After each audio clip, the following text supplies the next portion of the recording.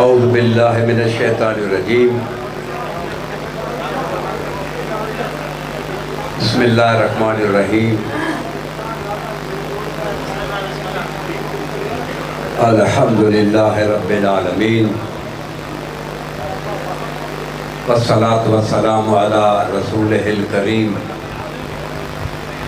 وآلہ الطیبین الطاہرین المعصومین خصوصاً علی سیدتی و مولاتی بنت رسول اللہ صلی اللہ علیہ وسلم صلوات۔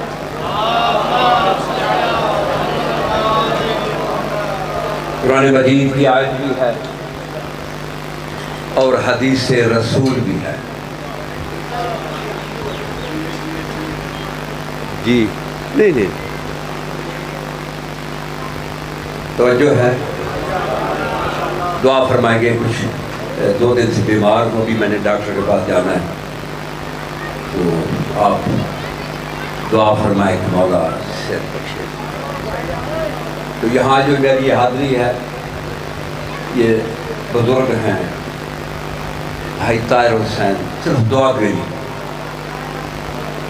یہاں پہ میں آتا ہوں۔ یہاں کوئی میں اپنی ناموری دکھانے کے لیے نہیں آتا یا کوئی تعارف کرانے، پوری دنیا مجھے جانتی ہے۔ میں نے 100 گھنٹہ سڈنی آسٹریلیا میں ولایت علی پہ پڑھا ہے، 100 گھنٹہ موجود ہے۔ ساجد حسین تقوی ذرا لگائیں دیکھیں، مقصد ولایت، ضرورت ولایت، عظمت ولایت، مقام ولایت، تصرف ولایت، اہمیت ولایت۔ مجھے یہاں تعارف کرانے کا لیے وجہ آئی اس وقت یہ جو آپ کی مجلس میں نعرہ ولایت جو ہے یہ شامل ہے، آج سے 10 سال پہلے نہیں تھا۔ بولو یہ جو بزرگ بیٹھے ہیں، پہلے 10 سال پہلے بچوں کو نہیں پتا یہ میری جوتی ثانیہ عالیہ زہرا سلام اللہ علیہ کہ میں نے پورے دنیا کے ہر مجلس میں نعرہ ولایت ہے۔ یہ صرف علی ولی اللہ سے گھبراتے تھے، کہتے تھے یہ نئی چیز آ گئی ہے۔ لیکن میں نے وہ ایک مجلس پڑھی ہے آج سے 6 مہینے پہلے جو پورے عالم میں وائر ہوئی ہے، لوگوں نے سنی ہے۔ اب وہ جو کہتے تھے یہ نئی چیز ہے وہ ختم ہو گئی ہے، اب کہتے ہیں جی یہ ضعیف روایت ہے۔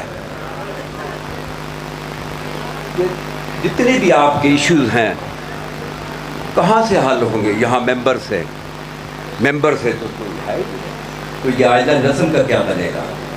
یہ تیری مجلسوں میں 14 معصوم موجود ہے،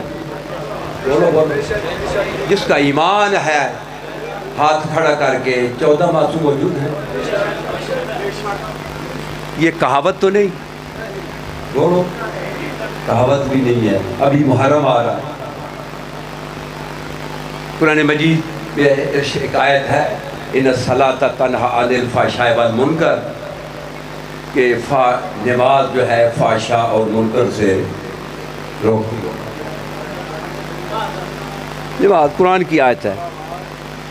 امام صادق علیہ السلام کے پاس ایک شخص آیا، میری طرف دیکھو، اس نے عرض کی کہ مولا یہ قرآن کی آیت ہے کہ نماز فحشاء اور منکر سے، لیکن ہم نے کتنے نمازی دیکھے، نماز بھی پڑھتے ہیں، جھوٹ بھی بول جاتے ہیں، نماز بھی پڑھتے ہیں، غیبت بھی کرتے ہیں، یہ بھی کام۔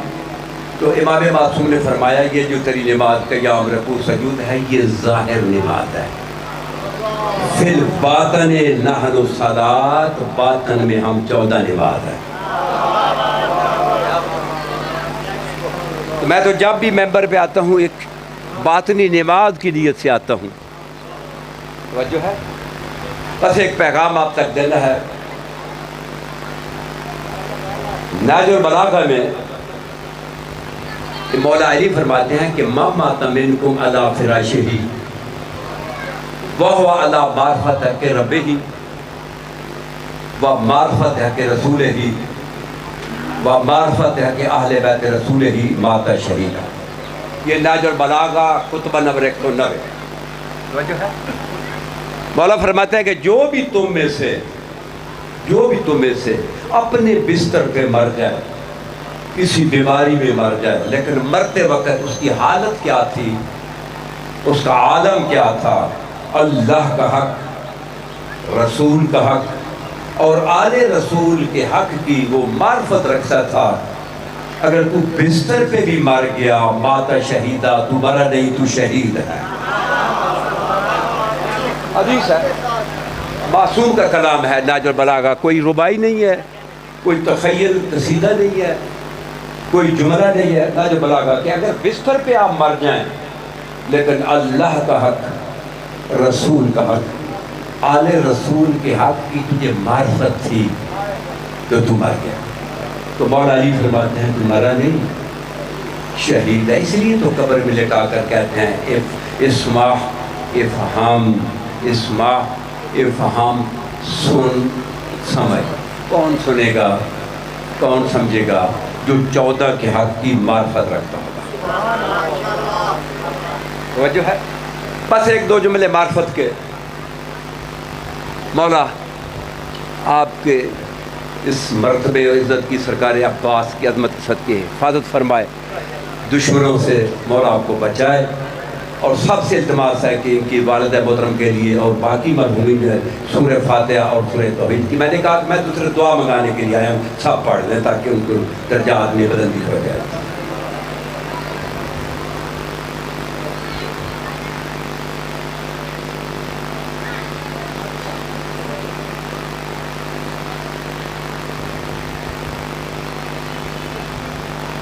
مولا کے درجات بلند کرے، اور مولا یہ جو سادات کی شہادت ہے ہمیشہ زمانے کے امام کا سایہ ہو۔ جناب عباس کی عظمت کے صدقے طاہر کی مولا عزت کی حفاظت فرمائے۔ بس ایک جملہ سن لیں، یہاں سے ہی درس ملے گا، یہی مقام درس ہے۔ ہم نے جو درس لیا ہے وہ جنتوں میں چلے گیا ہے، یہاں سے اگر یہاں سے درس نہیں جائے گا ان بچوں کا کیا بنے گا؟ مولا نے فرمایا کہ جو بھی اللہ رسول اور آل رسول کے حق کی معرفت رکھتا ہوا مر گیا، وہ مرا نہیں، بولو بھائی، شہید ہے۔ بس ایک دو جملے معرفت کے۔ نہج بلاغہ میں مولا فرماتا ہے اِنَّ مَحَلِّ مِنَ الْخِلَافَةِ مَحَلُّ الْقُطْبِ مِنَ الرَّحَا، میرے علی کا اللہ کی خلافت میں وہ مقام ہے، اللہ کی خلافت میں، خلافت الہیہ میں، خلافت راشدہ میں نہیں، خلافت بنی امیہ میں نہیں، خلافت بنی عباسیہ میں نہیں، خلافت عثمانیہ میں نہیں، اللہ کی خلافت میں میرے علی کا وہ مقام ہے جو چکی کے 2 پتھروں میں کیل کا مقام ہے۔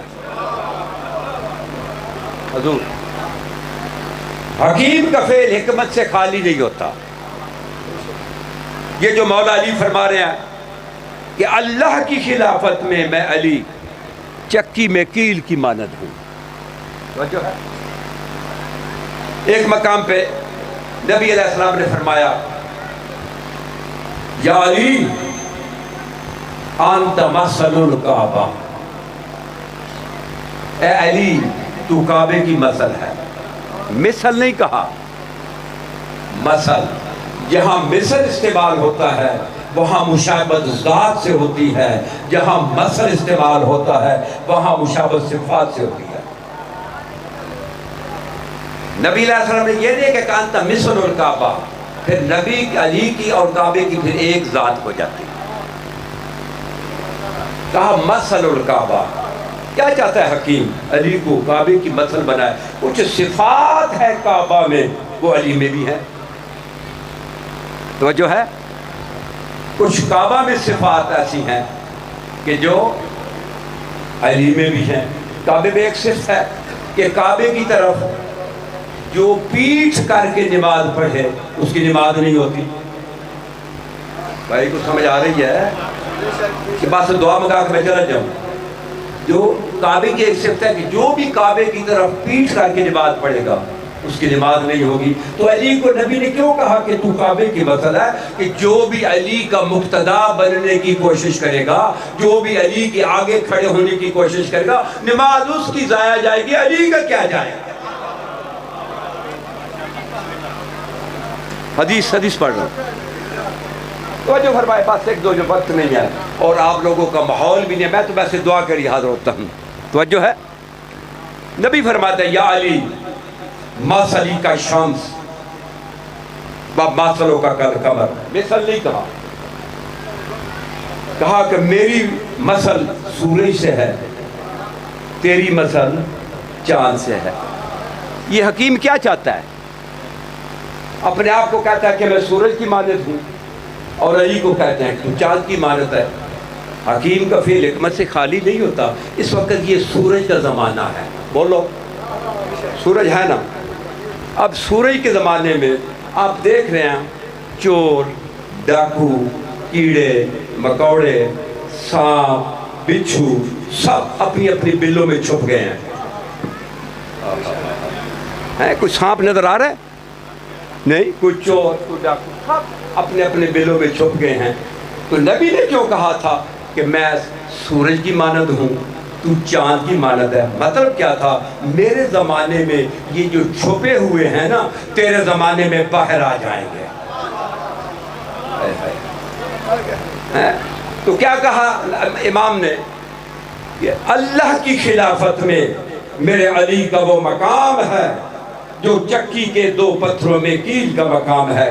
کیا مطلب کہنے کا؟ چکی کے دو ہی تو پتھر ہیں، ایک منجمد ہے، دوسرا حرکت کرتا ہے، اس کا دار و مسار کیل پہ ہے. کیل کو علیحدہ کر دیں تو وہ بھی منجمد ہو جائے گا، چکی کا فنکشن ختم ہو جائے گا، دانے پسنے بند ہو جائیں گے. یہی تو مولا علی نے فرمایا کہ جس طرح چکی کے دو پتھروں میں کیل کا مقام ہے، میرے علی کا اللہ کی خلافت میں وہ مقام ہے. اگر کیل کو علیحدہ کر دیں تو چکی کا جو ہے نا عمل ختم ہو جاتا ہے. میں علی اگر خلافت الہیہ سے علیحدہ ہو جاؤں، اللہ کی خلافت منجمد ہو جائے.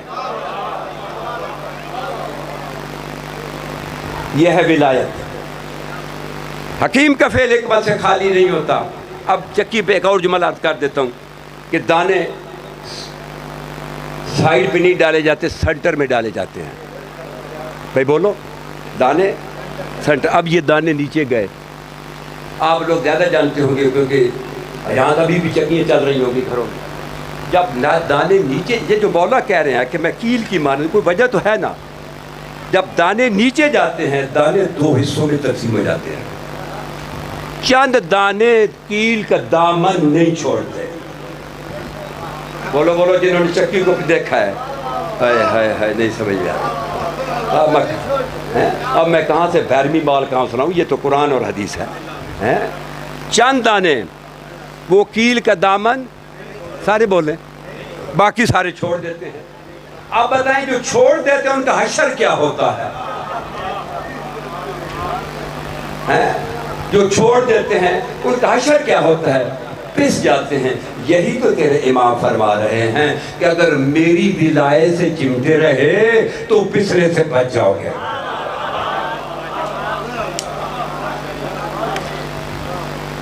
توجہ ہے؟ بس ایک جملہ اگر سمجھ میں آ جائے.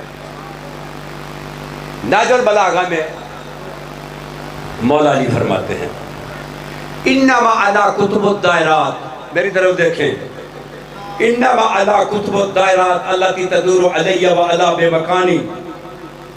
مولا فرماتے ہیں کہ یہ جتنے بھی دائرات چل رہے ہیں، ولایت پیش کر رہا ہوں، جسے ماں نے جننے کے بعد چاٹا بھی نہیں، وہ بھی علی کی ولایت پہ باتیں کرتا ہے.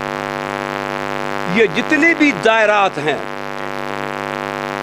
جتنے دائرات جمع دائرے کی ہے.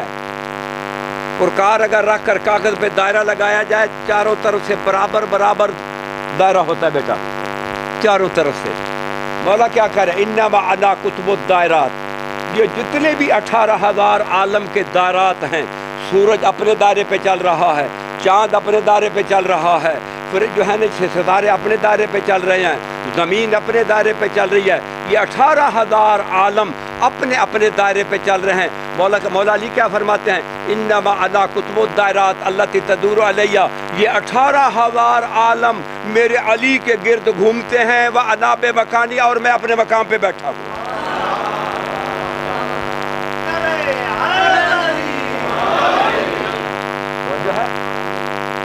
یہ ولایت ہے. توجہ فرمائیں. قرآن مجید کی ایک آیت پڑھ رہا ہوں، فالمدبرات امرا،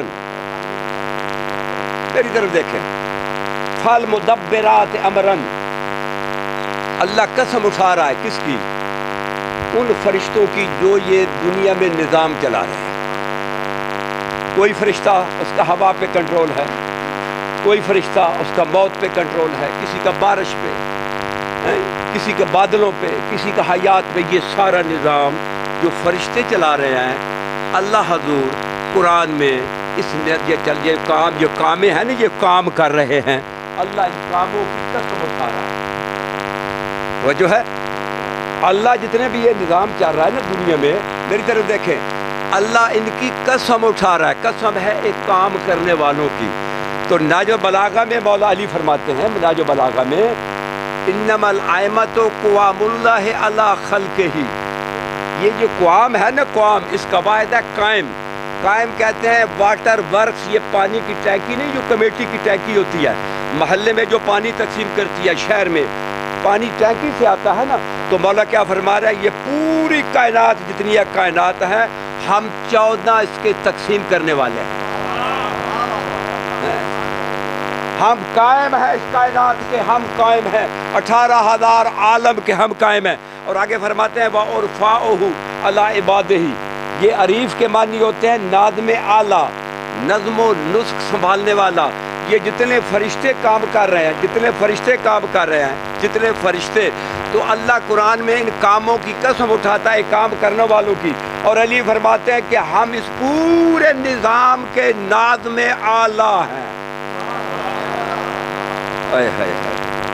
یہ ہے ولایت، یہ پوری کائنات جو ہے، پوری کائنات کیوں؟ قرآن مجید کی آیت ہے، ضربت علیہم الذلۃ اینما ثقفوا، تو جہاں کہیں بھی ہوگا ذلیل ہوگا، الا بحبل من اللہ وحبل من اللہ، ما سوائے اس رسی کے جس کا ایک سرا توحید کے ہاتھ میں ہے، دوسرا سرا رسی کا دنیا کائنات کے ہاتھ میں ہے، اور معصوف نحن حبل اللہ المتین، یہ درمیان میں ابد اور معبود کے درمیان ہم 14 رسی ہیں۔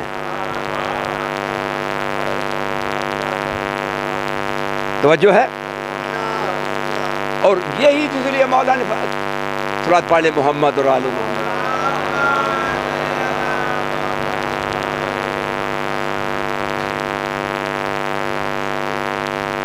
یہ حضور تشریف لائیں، بسم اللہ، خیر دعائی، خیر،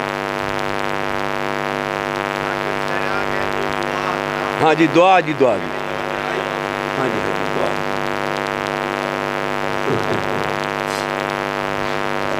بس ایک جملہ، بس شاید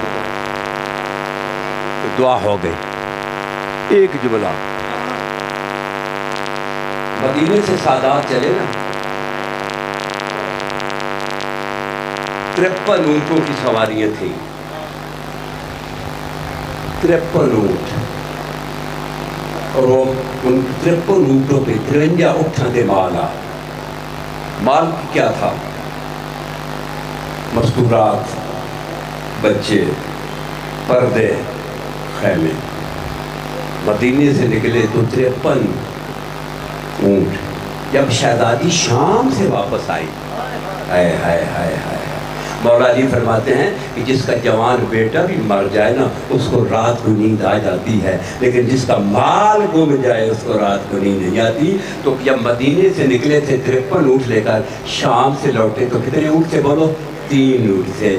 یہ 50 اونٹوں کی سواریاں کدھر گئی تھی؟ بات صرف یہ جملہ بتانا چاہتا ہوں، حسین کا مال تھا نا پا جائے، یہ کہاں پہ گیا؟ جب امام حسین کی شہادت ہوگی نا امام کی، تو عمر بن سعد کے پاس یہ تمام جرنیل آئے، آ کر کہتے ہیں کہ ہم یہ لباس اتار دیں، یہ جنگی لباس، گھوڑوں سے دینے اتار دیں۔ وہ کہتا ہے جنگ باقی ہے۔ وہ کہتے ہیں کیسے جنگ باقی ہے؟ امام حسین شہید ہو گیا، ان کے بیٹے قتل ہو گیا، بھائی قتل ہو گیا، سب باقی تو مرد ہے ہی کوئی نہیں۔ وہ کمینہ ہمارے بن سعد کہتا ہے نہیں جنگ باقی ہے۔ وہ کہتے ہیں بتائیں نا کیسے باقی ہے؟ وہ کہتا ہے سارا دن ظلم کیا نا، ہمارے ظلم کی جو گواہ تھے نا، گواہ جو خیام سے دیکھتے رہے، وہ جو گواہ تھے نا، اکبر کے سینے پہ برچی ماری تو وہ دیکھ رہے تھے، قاسم کی لاش کی پامالی کی تو وہ دیکھ رہے تھے، عسکر کے گلے پہ تیر لگا تو وہ دیکھ رہے تھے، حسین کو 13 ضربوں سے ذبح کیا وہ دیکھ رہے تھے۔